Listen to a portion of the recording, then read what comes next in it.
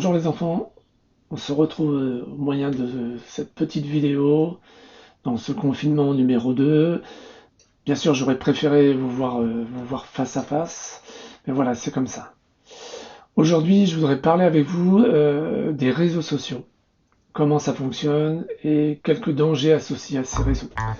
Alors si je vous demandais de me citer des noms de réseaux sociaux, je pense que vous seriez capable de me répondre.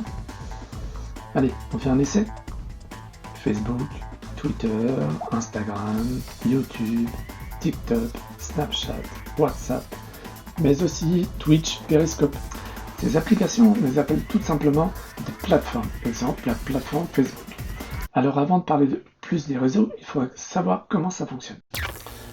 Derrière chaque plateforme, exemple Facebook, il y a des algorithmes, des gros calculs en fait, qui ont été créés pour contrôler ce qui me plaît. Ils me proposent alors des choses qui correspondent à ce que je regarde. Par exemple, je regarde une vidéo sur les plus beaux buts de foot sur YouTube, alors YouTube va me proposer une liste de vidéos sur ce sujet.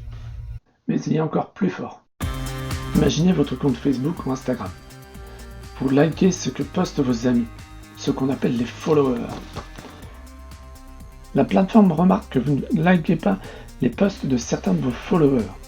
Tout simplement alors, la plateforme va les enlever de votre fil d'actualité.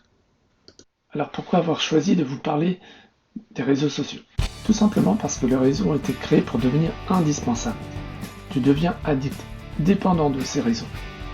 Pour cela, les plateformes ont créé ce qu'on appelle des notifications, qui te rappellent que tu dois regarder ce qui se passe sur ton réseau. C'est trop fort, non? Ça s'explique très facilement. En fait, plus vous êtes connecté, plus la plateforme gagne d'argent. Mais ce n'est pas tout. Les réseaux sociaux peuvent aussi être utilisés pour ce qu'on appelle la cyber-intimidation ou encore le cyber-harcèlement, c'est-à-dire l'intimidation par Internet, le harcèlement au travers des réseaux sociaux.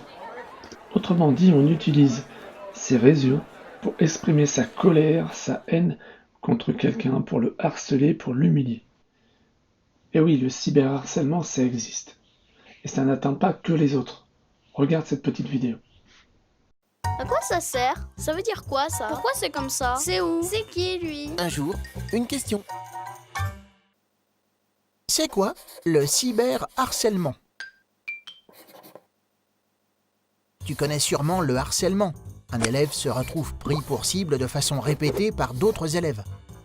Humiliation, mise à l'écart. On pense qu'un élève sur 10 est victime de harcèlement à l'école ou sur les réseaux sociaux.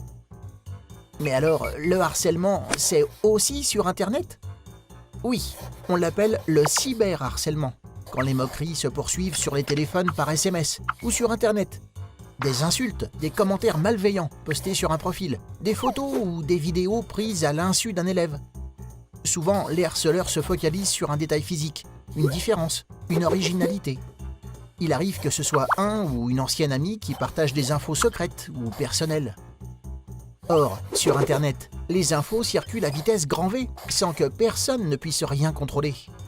Le harceleur, souvent caché derrière un pseudo, peut être lui-même surpris de l'impact de son acte.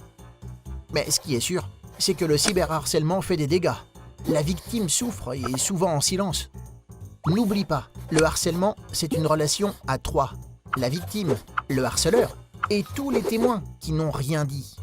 Alors attention, avant de commenter ou de partager sur Internet. Il faut bien réfléchir à ce que peuvent ressentir les victimes et se souvenir que publier des messages injurieux est puni par la loi. Tu te poses des questions? Nous, on y répond. Si tu es témoin de cyberharcèlement, n'hésite pas à en parler à un adulte. Ne like pas, ne share pas, entre guillemets, ce genre de messages et ce genre de vidéos. N'hésite pas à te débarrasser, à bloquer de tels amis. En fait, en quelques clics, des messages, des mauvais propos, des vidéos se propagent très vite sur Internet. Peut-être que tu es victime aussi de harcèlement. Il serait bien aussi que tu en parles à quelqu'un de confiance. Ne reste pas dans cette situation de harceler. Il faut vraiment que tu partages ça et que tu exprimes ta souffrance. Voilà, pour terminer, je voudrais t'encourager à quelque chose, et ça s'exprime par un verbe. Ce verbe, c'est le verbe bénir.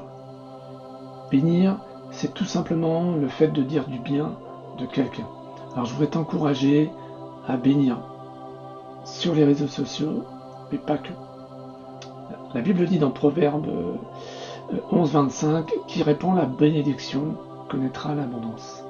Qui répand la bénédiction connaîtra l'abondance. Alors dis du bien des autres, dans ton école, dans ton collège, dans ton lycée, au sein de ta famille. Applique-toi à cela partout. Et aussi sur les réseaux sociaux. Voilà, à bientôt, sois béni, toi et ta famille.